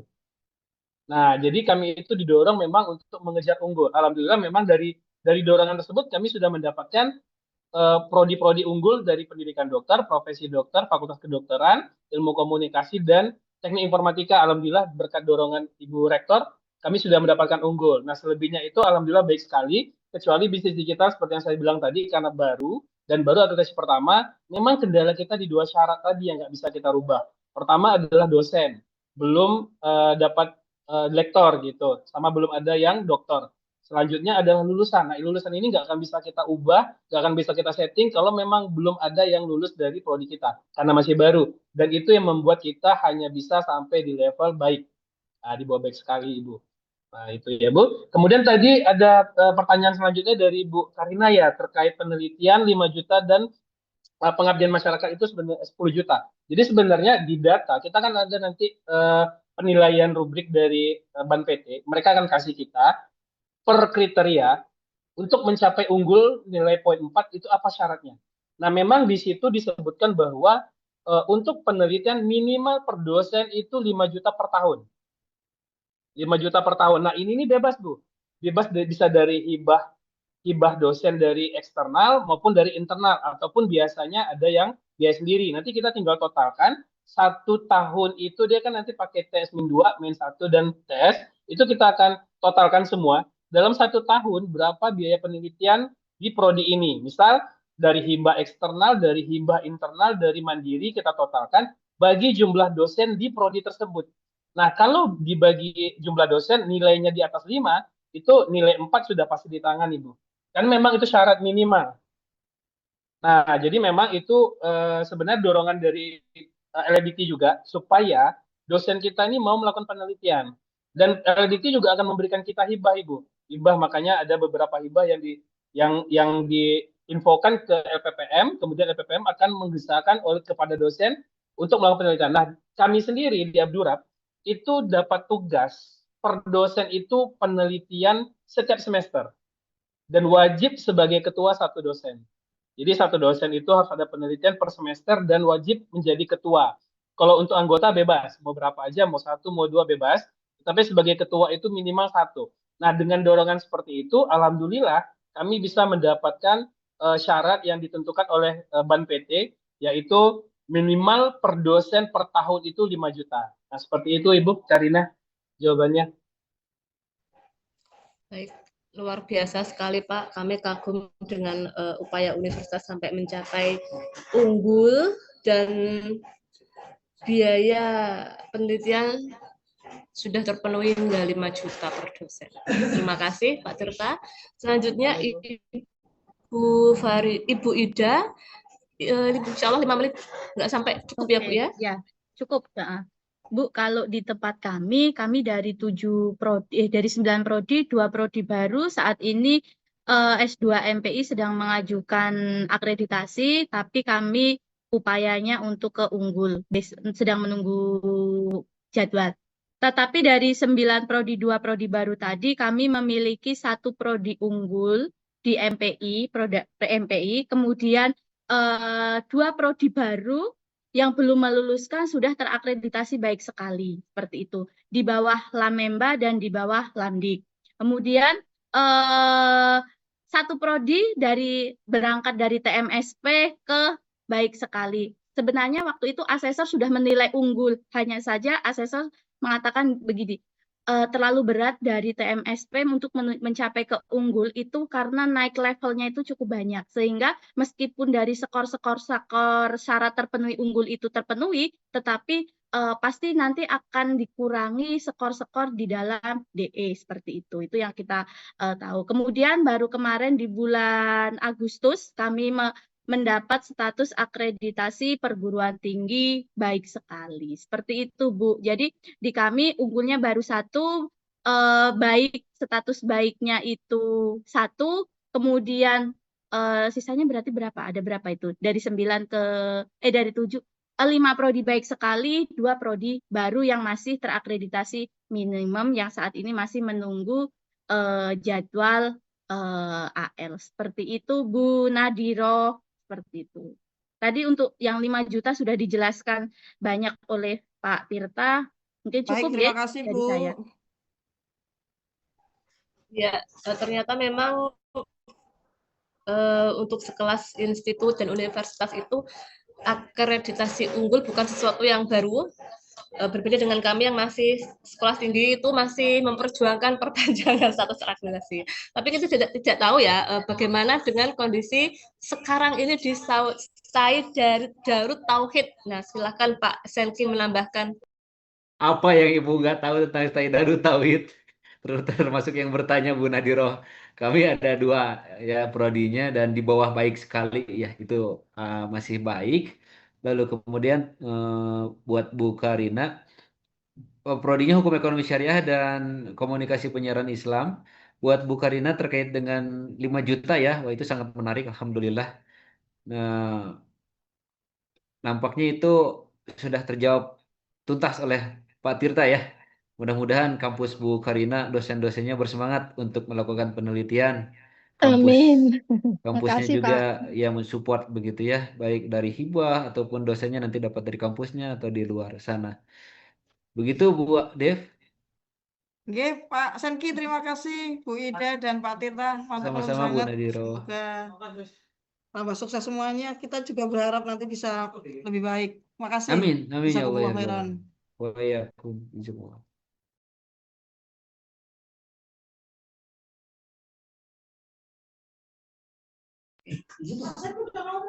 Ya. Alhamdulillah kita sudah sampai di penghujung acara atau webinar. Sungguh sangat berbobot sekali materi hari ini dan bisa menambah wawasan kita, juga bisa menambah silaturahim kita, dan harapannya nanti kita bisa lanjut lagi meskipun via WhatsApp. Mungkin bisa saling tukar template, saling tukar link, seperti itu. Nah, baik, atas nama panitia, kami mengucapkan terima kasih kepada para narasumber, kepada seluruh peserta atas partisipasi dan antusiasme.